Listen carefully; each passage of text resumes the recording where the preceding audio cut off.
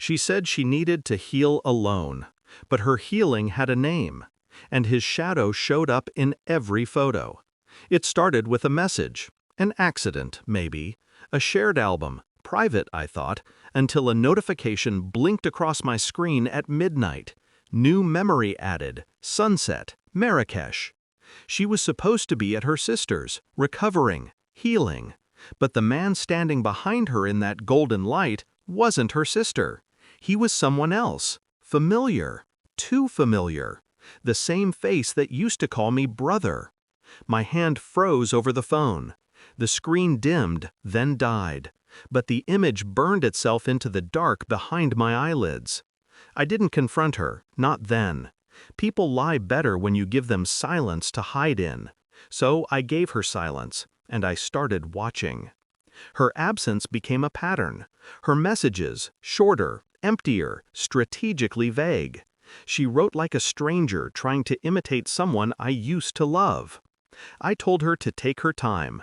She thanked me. That was the first truth she told me. The second came weeks later, hidden in plain sight. A tagged post from his profile. A hand brushing hair out of her face.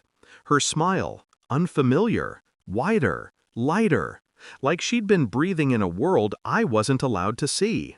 The caption read, "She finally healed."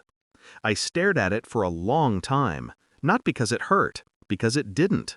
The pain had already been digested, processed into something cleaner, colder. Healing was just another word for leaving without guilt. I began collecting data, call logs, hotel check-ins, small, precise details that built a quiet empire of truth. Every photograph, every timestamp, every overlap between her therapy sessions and his flights. I mapped them like coordinates on a battlefield. Every connection pulsed with betrayal. I learned she'd booked both tickets under her maiden name. Subtle, almost perfect. Almost. People underestimate how loudly guilt speaks in the details. When she came back, she looked lighter, almost holy, like distance had baptized her in peace. "I missed you," she said. Her eyes didn't match the words. They were rehearsed, directed even. Actors forget that I used to direct plays before I built my company. I know when a performance ends before the applause. I smiled. Did it help, being alone?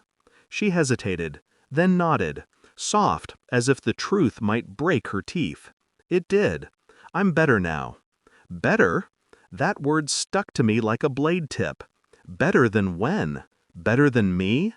I didn't sleep much after that, not because of pain, because of clarity. Clarity is sharper than heartbreak. It cuts deeper, and it never stops bleeding until you act. I sent a hair sample to a lab. She'd left her brush on the counter, full of strands, and I had mine. 2 names, 2 lives. One question I was almost afraid to answer. While I waited, I continued my performance. Breakfasts, soft laughter, even small touches. She relaxed again. People always do when you stop asking questions. They think silence means forgiveness. It doesn't. It means strategy. The envelope came on a Thursday. Plain, clinical. Inside, 1 sheet. 2 lines. Paternity probability, 0. The world didn't break. It simply shifted. Like realizing gravity had been lying to you all along. Our son wasn't mine. He was theirs. I waited 3 days before acting. Patience turns truth into a weapon. Rage ruins it. That evening, she was reading on the couch when I walked in. Calm, silent. The way you approach a sleeping animal. I set the envelope on the table. She glanced up, smiling. "What's this?" "Proof," I said. She froze.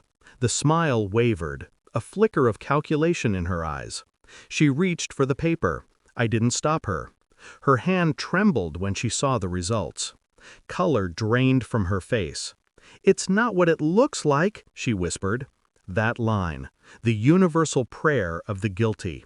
"It's exactly what it looks like," I said quietly. She started to cry, but the sound didn't move me.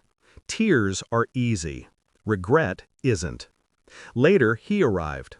Called by her, maybe, or by instinct. The kind predators share when danger draws near. He stepped inside my house like it was still his right to. We stared at each other, and for a moment, neither spoke. "You know," he said. I nodded. Calm, precise. He tried to explain. Something about love, confusion, timing, the usual debris people throw between themselves and accountability. I didn't interrupt. Let him drown in his own narrative. When he finished, I placed my phone on the table. Every message, every photo, every secret timestamp scrolled across the screen. His breath stuttered. She sobbed. Together, they looked like ruins of something they thought was immortal.